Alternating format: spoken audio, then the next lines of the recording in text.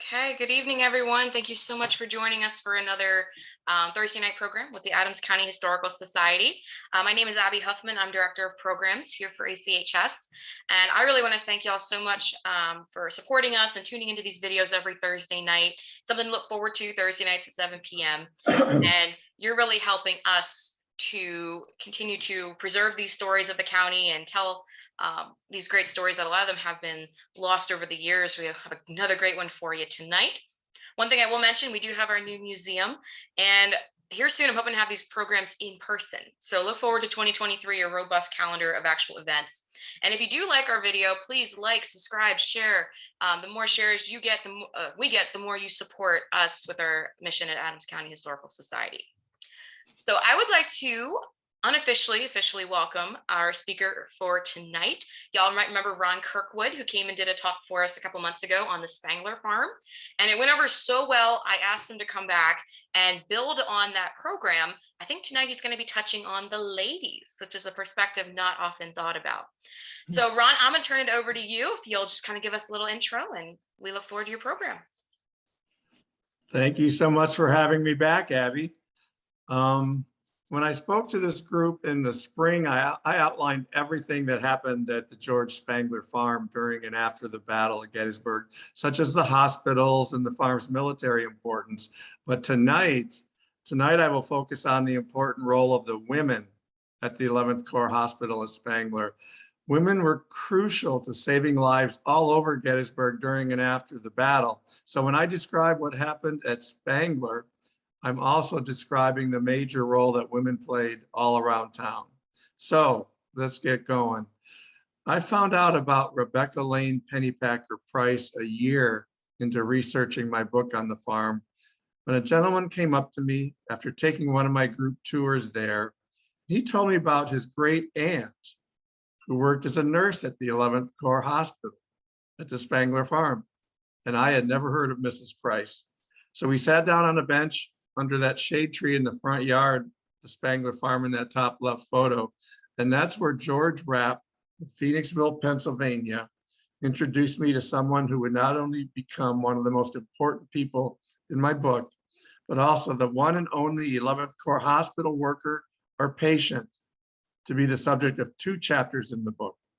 Not even famous Brigadier Generals Louis Armistead and Frances Barlow got 2 chapters, like this unknown 25-year-old wife and volunteer nurse from a small town northwest of Philadelphia. Mr. Rapp provided me with a letter that Mrs. Price wrote to her son and daughter in the 1890s that described the horrific conditions and suffering and her work at the 11th Corps Hospital. That letter became the backbone and starting point for more research and a wealth of further information about the hospital. She completed the story of this hospital for me. And because of the names in that letter that Mrs. Price provided of her Phoenixville friends who later made the trip to Gettysburg to help, I know of 10 women who worked for at least a week on George and Elizabeth Spangler's farm during and after the battle. That includes, of course, female residents of the farm, Elizabeth Spangler, 21-year-old daughter Harriet, and 19-year-old daughter Sabina. But I'm betting there were at least twice that many women who worked there. There likely were women who did important work at this farm for short periods but didn't write about it, so they remain anonymous to history. Some of these women worked as nurses at Spangler. They listened to the dying men talk to their families, gave them water, treated their wounds, wrote letters home for them, held their hands, sang to them as they took their final breath. Some of the women, like the Spangler women, baked bread, and some washed filthy and bloody clothes and hospital linens in a large cauldron in the front yard next to the house, in the same spot where George Rapp and I talked. Some cooked. Most of these women helped save lives, and every single one made a difference. The 11th Corps medical staffers rode up the Spangler's Lane on July 1st and told George and Elizabeth, their 2 daughters, and 17 and 14-year-old sons that they had to leave immediately for their own safety. The doctor said, "We need your farm and all the buildings on it for a hospital, and you are about to be overrun." Somehow the Spanglers persuaded the doctors to let them stay. The deal, though, was that all 6 of them had to remain out of the way in one upstairs bedroom in their house. So that's where they stayed, cramped together in oppressive summer heat with flies in a chamber pot and the smells of death and infection in their house, while their farm was occupied as a Civil War field hospital for 5 weeks and 2 days. They could leave their bedroom, but doing so required them to step over blood, other body fluids, and wounded and dying men. The Spanglers probably wanted to stay in what turned out to be a futile attempt to protect what they had built in their previous 15 years. George and Elizabeth owned a 166-acre farm between the Townytown Road and the Baltimore Pike, as shown shaded in gray on the map at right. It's a farm that they tended and grew after purchasing 80 acres in 1848. They built the house, they built the big, beautiful Pennsylvania bank barn, the summer kitchen, they built everything. And it was a successful, thriving operation. But it all fell apart for the Spanglers when 11th Corps ambulances began delivering wounded to their farm at about 4 p.m. on July 1st. Wounded men were placed in every building, and when inside room ran out, the men were laid on the ground outside without protection from the elements because tents didn't arrive until after the battle. By July 5th, 2 days after the fight ended, there were 1,900 wounded and dying men spread out on the Spanglers' property. And I know of about 50 Confederates among those 1,900. This barn was full of wounded men from one end to the other, said Private Reuben Ruck, age 19, 153rd Pennsylvania. Where there was room for a man, you could find one. The haymows, the feed room, the cow stable, the horse stable, and loft. Men were crammed so closely together in the Spanglers' barn that it caused the spread of diseases. Some men died of these diseases rather than the battle wound that brought them to the hospital. I like this quote from Dr. Brinton because it really accurately sums up what was going on at this hospital. Dr. Brinton of Westchester said, "The wounded soon began to pour in, giving us such sufficient occupation that from the 1st of July till the afternoon of the 5th, I was not absent from the hospital more than once, and then but for an hour or two. Very hard work it was too, and little sleep fell to our share. 4 operating tables were going night and day. Many of them were hurt in the most shocking manner by shells. My experience at Chancellorsville was nothing compared to this, and I never wished to see such another sight. For myself, I think I never was more exhausted." Another surgeon called the work too much for human endurance. Most female nurses in the Civil War worked at well-established brick and mortar hospitals, or were only allowed to help at filthy field hospitals like the one at the Spanglers' farm after a battle ended. 23-year-old Cornelia Hancock of New Jersey said she was the first female nurse to reach the 2nd Corps Division hospitals down the road from Spangler after the battle. She wrote, "I was in that corps all day. Not another woman within a half mile. Women are needed very badly." This drawing of the farm was done by Private Richard Holland of the 9th Massachusetts Battery in 1884. They came back to place their monuments on the battlefield. They were at the 9th Massachusetts was at Spangler with the Artillery Reserve. So when they returned in 84, they parked their wagon there and followed their path out to where they fought on the Trossel farm.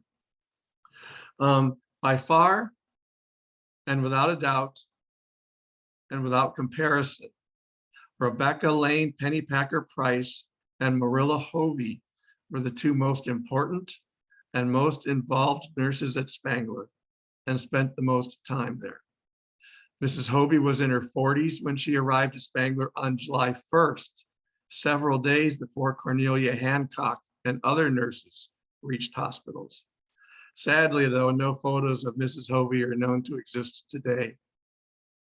For a few days, Mrs. Hovey and the 3 Spangler women were the only females at this hospital. Mrs. Hovey was the wife of Dr. Bleecker Lansing Hovey of the 136th New York, and he is pictured with the surgeon's kit that he used at Spangler. This kit has been passed down to the Hovey's great nephew, Rex Hovey, who still uses it for presentations at the farm today. Also arriving on July 1st with the Hoveys was their 17-year-old son, Frank, who worked as an orderly at the hospital. The Hoveys are the only surgeon's family known to have traveled together with the Army during the war. Mrs. Hovey and Frank were there during the battles, and each grueling march in between. They experienced every hardship of the soldiers, including the bad food, bad sanitation, bad weather, and gruesome hospital scenes. Mrs. Hovey had been her husband's nurse in private practice for 20 years prior to the war, and Dr. Hovey knew that he could rely on her. The most critically wounded men were placed in the ground floor stable of the Spangler's barn, which is partially shown at the top left of this slide. These were the men who were awaiting what hopefully would be a life-saving amputation. And that's where Mrs. Hovey went right to work. Even though the men lay shoulder to shoulder, she picked her way through them amid the smells and screams, stepping in and around blood and human feces. She was able to go into sort of an autopilot mode, holding their hand, looking into their eyes, and talking to them about their loved ones and herself, anything to bring a little peace. And then she said the final words to them before death and wrote letters home to the family after death. To the family of one dead soldier, she wrote, "I have had a good deal of care of him and called him my soldier boy and tried to take the place of mother, sister, and friend. I think I never had such a trial parting with one that I had no more acquaintance with." Mrs. Hovey also wrote the following to a family from Spangler. "He was beloved by all that knew him. I have not seen as many tears shed by the bedside of death as by his. His wounds were received while doing his duty in defense of our glorious Union, surrounded by 8 of his regiment, who mourned as for a brother." Mrs. Hovey sometimes arranged for belongings of the deceased to be sent home. A family member of another soldier wrote to Mrs. Hovey saying, "Dear Mrs. Hovey, we feel very thankful to you for the interest you have taken in our dear brother. I hope you will continue to be kind to him and do all you can to comfort and prepare his soul for heaven, and God will reward and bless you. I wish you would cut off a lock of my brother's hair and send it home. Farewell, dear brother, until we meet again." But unlike the nurses that arrived later, Mrs. Hovey had more problems than just treating wounded and dying men. She was the one nurse out of all who had to do her work surrounded by the violence, sounds, and danger of the Battle of Gettysburg on July 1st through the 3rd. So the map on the left shows the Spangler's farm in relation to the Union line on July 3rd. This farm was close to every part of the line. It was huge at 166 acres, and it had good roads that could move men and horses and artillery to the front quickly. This was a farm that George Meade and his commanders could use to win a battle, and that's exactly what they did.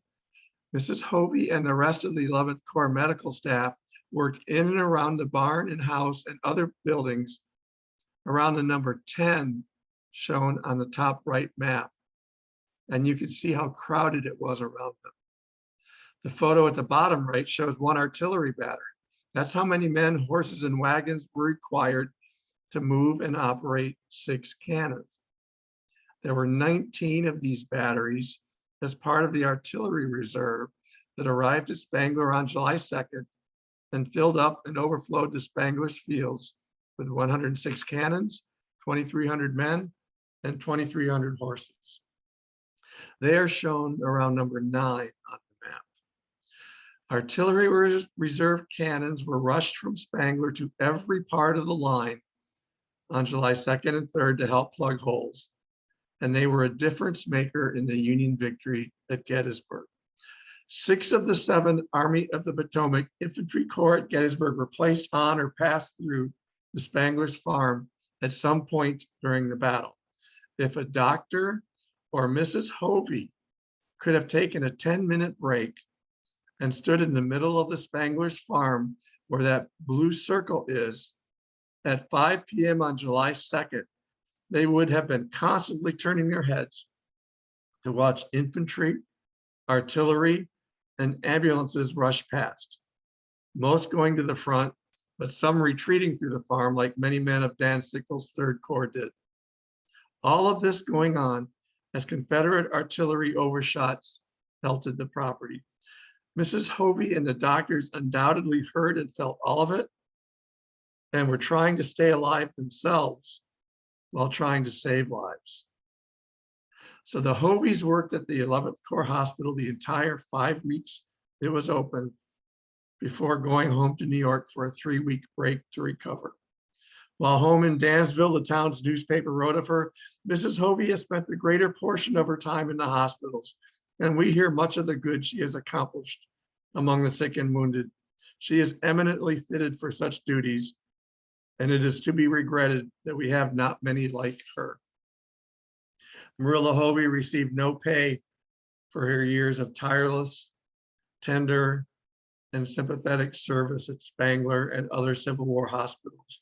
But Congress passed a law in 1892 that granted a monthly pension to any nurse who faithfully performed her duties during the Civil War for at least 6 months. So, starting in August 1893, Mrs. Hovey received a military pension of $12 a month for the last 6 years of her life. She died at age 81 in 1899. The United States government wasn't prepared for the human carnage that was left behind after the Battle of Gettysburg. 2 giant armies left 20,000 wounded, suffering, and dying Union and Confederate men when they left Gettysburg on July 4th and 5th, 1863.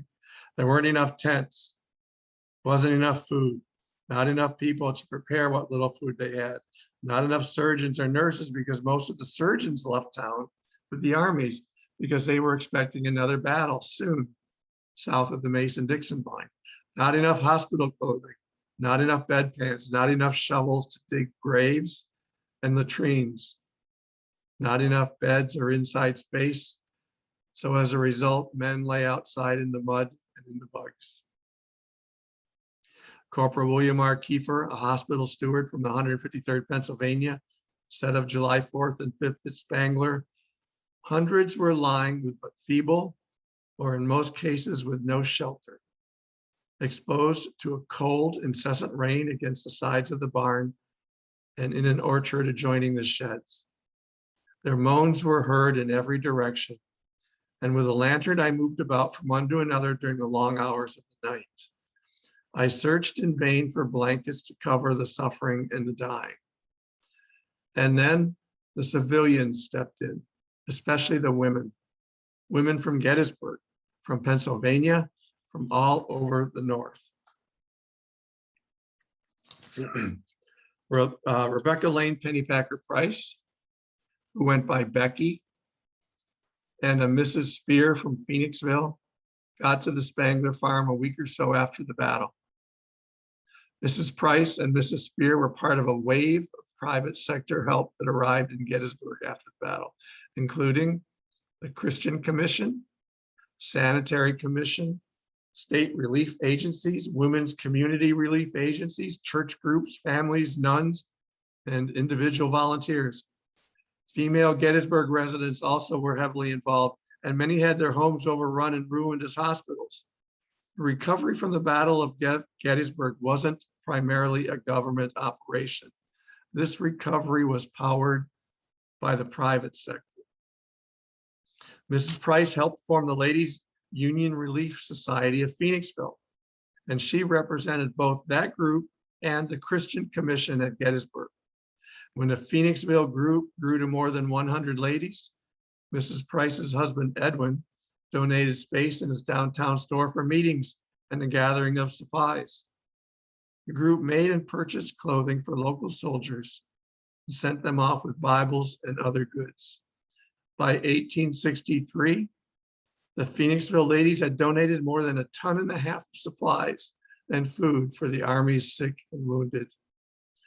Mrs. Price and Mrs. Spear rode on a rough bench with no light in a railroad cattle car from Baltimore during the night with supplies and arrived at 1 a.m. in Gettysburg. Later that morning, they were already busy in the 11th Corps Hospital at the Spangler's farm. Mrs. Price was a vigorous and energetic 25-year-old at Spangler, and she preferred nursing duties. Mrs. Spear was about 20 years older, and she liked kitchen work. There was still no organized kitchen at the 11th Corps Hospital when they arrived, so Mrs. Spear set it up. Then she supervised the cooking and the soldiers who were assigned to help her. Mrs. Price said, "Dear Mrs. Spear was busy all the time, superintending the cooking and getting meals prepared on dishes, ready to be carried to the men. She worked early and late." 3 other ladies from Phoenixville took more supplies to Spangler later in July and stayed several days to help, meaning the town of Phoenixville provided half of the 10 women known to have worked at the Spangler Hospital. So amputations took place here under the forebay of the Spangler's barn shown at right, with surgeons operating with their backs against the barn wall. Mrs. Price said, "On the barn floor, side by side, with only space enough to step between them, lay the worst cases. The surgeon in charge asked me to take them under my special care. It was unpleasant duty, one from which for a moment I instinctively shrank. Just outside the barn was the amputating table, and I thought, how can I pass it? Strength was given me, so for many days and nights I passed and repassed, often when operations were being performed." Private William Southerton, age 19, 75th Ohio, said, "At the doorway, I saw a huge stack of amputated arms and legs, a stack as high as my head. The most horrible thing I ever saw in my life. I wish I had never seen it. I sickened." Mrs. Price had the confidence of the surgeons and was given free rein to work wherever she saw the most need, which turned out to be everywhere. "Oh, the sad scenes would fill a volume," she said. "So many times at night I lay on my stretcher weeping instead of sleeping. I was going from morning until night, all the time feeling that I could not do enough, often sitting up till nearly morning, writing letters from notes taken from the boys during the day." Mrs. Price said that her tent was in the yard between the Spangler's house and barn. And actually, she pinpointed it as 30 yards from the house and equally 30 yards from the barn. And her tent wasn't far from the wounded 21-year-old Lieutenant Joseph Heaney, 157th New York. Lieutenant Heaney's sufferings were made worse by the simple lack of a pillow, so Mrs. Price gave him her own. After that, she rested her head at night on a folded up coat. When Lieutenant Heaney was carried to the Spangler's barn for a leg amputation, it was Nurse Price who walked next to his stretcher and held an umbrella over him to shield him from the July sun. Lieutenant Heaney died 2 days after his amputation, and the Oneida, New York newspaper reported the following: "Lieutenant Heaney's widowed mother and many friends had the great happiness to know that during the confinement at the hospital, he was nursed and cared for most tenderly. Miss Becky L. Price of Phoenixville, PA, one of the noble Christian women of our land, who are ministering to the wants of our sick and dying soldiers, found our young friend in distress, and with kindness never to be forgotten, watched by his bedside, spoke words of comfort to his soul, and closed his eyes in death. Mrs. Price said Lieutenant Heaney's last words were, 'Mother, home, heaven.' Even though his parents were with him, Lieutenant Thomas Wheeler, 75th Ohio, age 25, pictured at right, called for Mrs. Price as he lay near death in a tent in the middle of the night at a far end of a Spangler field. She was awakened and went right away, and by his bedside, she sang Rock of Ages to him as he died. When the 11th Corps Hospital at the Spangler's farm ran out of food and the patients were hungry, it was Nurse Price who discovered the shortage, and it was she who hopped on a wagon and went into Gettysburg to pick up supplies. Mrs. Price had a strong sense of right and wrong and honor, in addition to her compassion and love for the wounded soldiers. She got a chaplain kicked off the farm when she discovered he was hoarding supplies in his tent.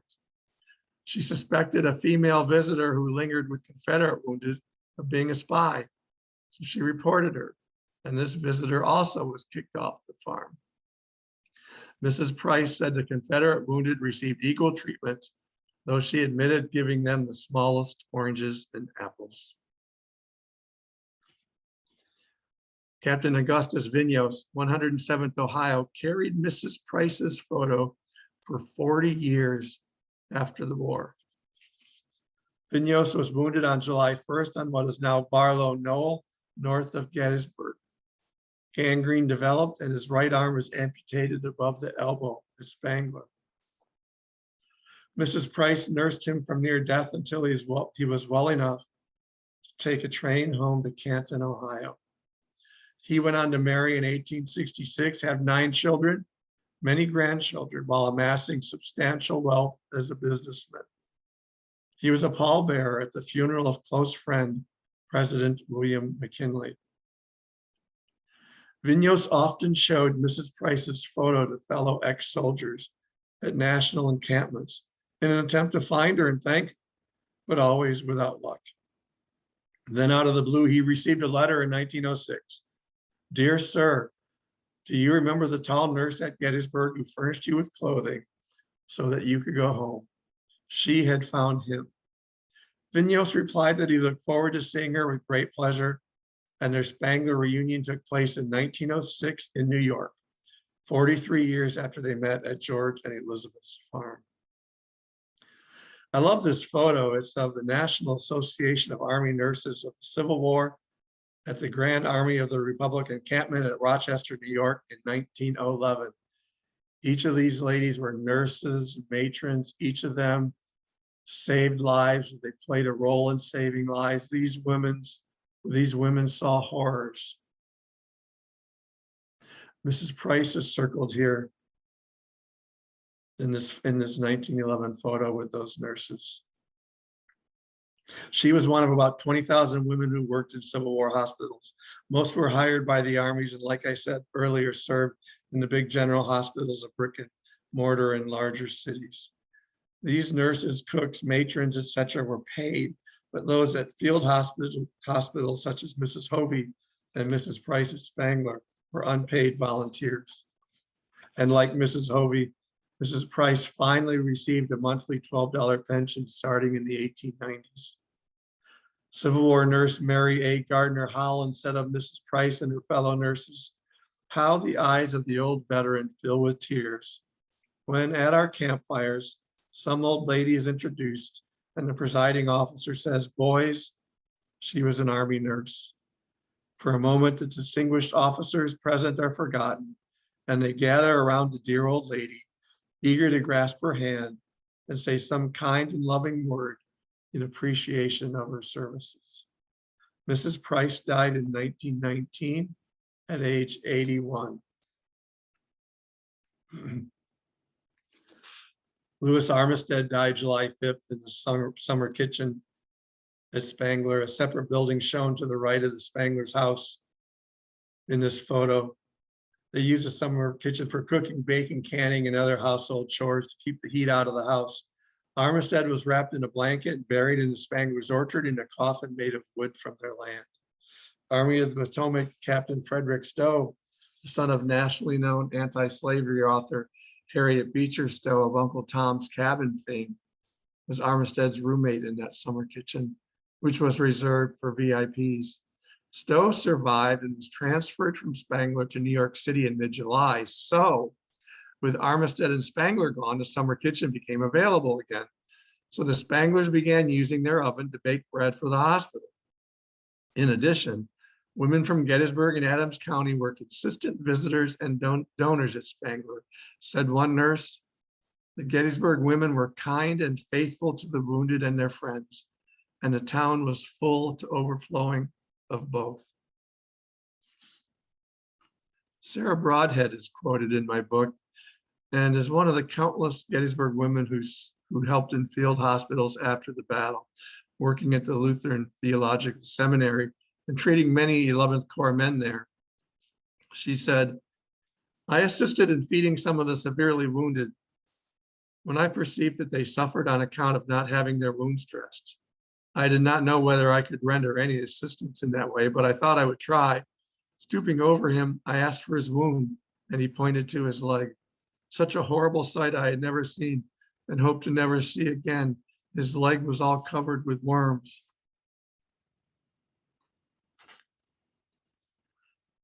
State of New York relief agent Dr. Theodore Diamond said of the Spangler Hospital, "Several good women were encamped there, cooking for and nursing the wounded. Shirts and sheets were provided when needed.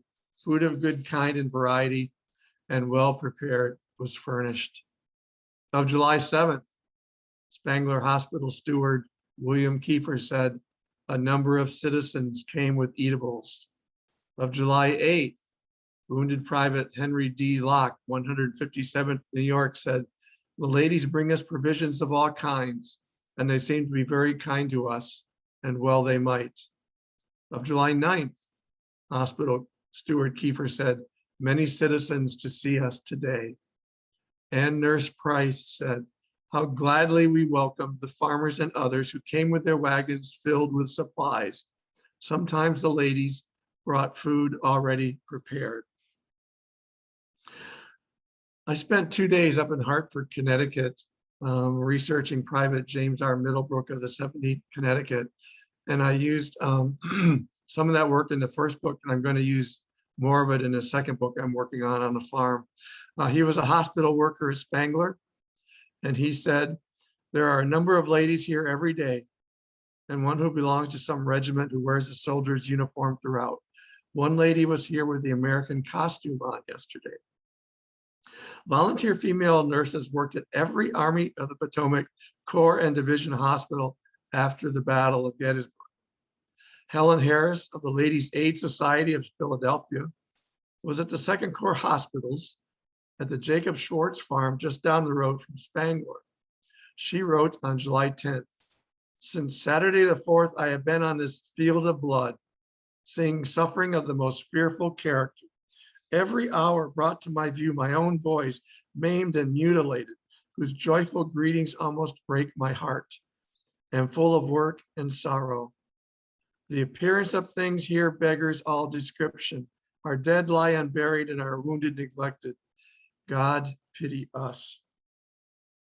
A group of women from Lancaster, Pennsylvania, waited all night in Columbia on the Susquehanna River for their turn to take a ferry across to Wrightsville after the bridge was burned. They then set up shop with relief supplies in Gettysburg. 12 nuns from the Daughters of Charity in Emmitsburg, Maryland, worked at several hospitals in Gettysburg for 8 to 10 weeks, starting on July 5th. Many female nurses continued their work at the big Camp Letterman General Hospital that was set up outside of Gettysburg. This hospital consolidated the remaining wounded in one place and ran from late July through November. Only after Camp Letterman closed did many of these women finally go home or to their next duty. The non-government and volunteer U.S. Christian Commission set up tents at the 11th Corps Hospital from which food and supplies were handed out. A wagon went in from Spangler into Christian Commission headquarters at the John Schick store on the square in Gettysburg every morning with a list of needs, which was promptly filled. Christian Commission delegates at Spangler healed souls as well as bodies through preaching, bedside counseling, and the handing out of New Testaments and pamphlets. The Christian Commission's care included washing blood and dirt off the wounded, getting them into clean clothes, cooking for and feeding them, and burying some of the dead. Spangler Hospital worker Private Middlebrook, again of the 17th Connecticut, said, the members of the Christian Commission are here from Philadelphia and Baltimore and citizens from other places doing all they can to comfort the wounded, and may God bless them. The Sanitary Commission also was a private agency made up of mainly civilians. It was set up by Congress in 1861 to aid the sick and wounded and monitor the Army's sanitation in camps and field hospitals. Like the Christian Commission, the Sanitary Commission set up its Gettysburg headquarters downtown. As they did with the Christian Commission, field hospitals sent a wagon to the Sanitary Commission store each day to pick up what they required. The Sanitary Commission monitored the Army of the Potomac's movements and kept its supplies close. So it was the first relief organization to get supplies into town. And it said it distributed more than 100 wagon loads of goods in Gettysburg by July 7th already. Its methods were so advanced at the time that the Sanitary Commission delivered perishables to Gettysburg in railroad cars filled with ice. One of the volunteer Sanitary Commission nurses was Arabella Barlow, wife of 11th Corps Brigadier General Francis Barlow, and who was described by her friends as kind, intelligent, and refined. Mrs. Barlow is shown standing on the very left in this photo taken in Virginia in 1864, and this is the only known photo in which she is identified. She stayed close to the Army of the Potomac during her nursing duties in case her husband was wounded, which happened in September 1862 at Antietam, when she personally nursed him back to health over a course of several months. And then it happened again in Gettysburg. Barlow suffered 3 wounds on July 1st and was told by 3 doctors that the wounds were mortal. But by the time the Confederates retreated and Barlow was delivered in an ambulance to Spangler on July 4th, not only was he doing better, but Mrs. Barlow had found him behind enemy lines, and she arrived at Spangler with him. The Barlows stayed in the Spangler's house for a week, and he went on to recover enough under her care to eventually return to the Army.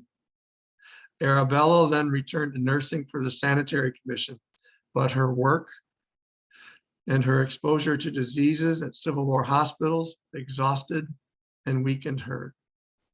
She contracted typhus, and she died in July 1864 at age 40 after much suffering.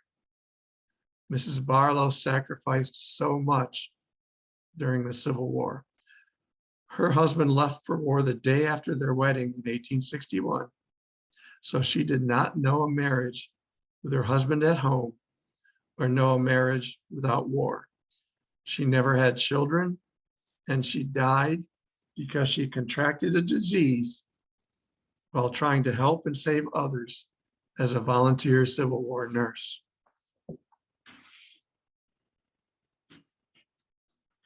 I should say, of course, that many soldiers died at Spangler despite the best efforts of the doctors, nurses, and volunteers. Just a few examples. 50-year-old Eliakim Sherrill, 126th New York, died in the Spangler's house. His funeral in Geneva drew lines of people that stretched several blocks. His image is on that monument to the left on the 126th New York at Ziegler's Grove. Assistant Surgeon William S. Moore, 61st Ohio, died at Spangler. Amazingly, he was the only Army of the Potomac surgeon or assistant surgeon to die at Gettysburg. He left behind 1-year-old and 2-year-old children and young widow Sarah, who was so torn by grief that she mourned for the rest of her life and never remarried. Colonel Francis Mahler, 75th Pennsylvania, died in the Spangler's house. The Philadelphia City Council honored Mahler with a resolution and paid for his funeral. Mahler's brother, Second Lieutenant Lewis Mahler, died on the battlefield on July 1st at about the time and place of his brother's mortal wounding. Sergeant Nelson W. Jones of the 3rd Maine 3rd Corps died at Spangler after being hit in both legs in the peach orchard by an artillery shell. He died even though he made and applied tourniquets by himself on the battlefield. He was 20 or 21 years old. Private George Nixon, 73rd Ohio, died at Spangler. He would be the great-grandfather of President Richard M. Nixon.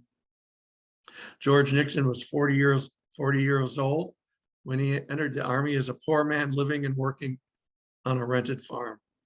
He left behind a wife and 9 children when he went off to war, probably only enlisting to make money to support his family. Just look at his sad eyes in this enlistment photo. This was a man who was already missing home, and it's some of the saddest eyes I've seen out of so many photos. All 6 Spanglers survived their ordeal and the 5-week, 2-day occupation and near destruction of their farm.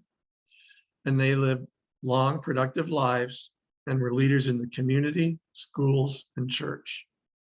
They survived the first year or 2 after the battle with the help of donations from the Christian and Sanitary Commissions, the kindness of relatives and other Adams County farmers, and because they were a family of means who could purchase the food and goods they needed until they rebuilt their property. It probably took months to years for the Spanglers to get rid of the smells and the stains and the damage in their house and barn, not to mention replace everything that was taken. George Spangler filed 3 damage claims to the state and federal governments, totaling about $5,000, but they received only $90. And it's believed that the entire $90 went to their Washington, D.C. attorney, so they got nothing. The U.S. quartermaster's agent said, "The government of the United States is no more responsible for bringing on the battle fought there than it would have been had a tornado passed over the country, causing as widespread destruction as did that terrible engagement. That battle and hospital damage was his misfortune." The top photo shows what the barn looked like when the Gettysburg Foundation purchased the property in 2008. The whole place was a mess.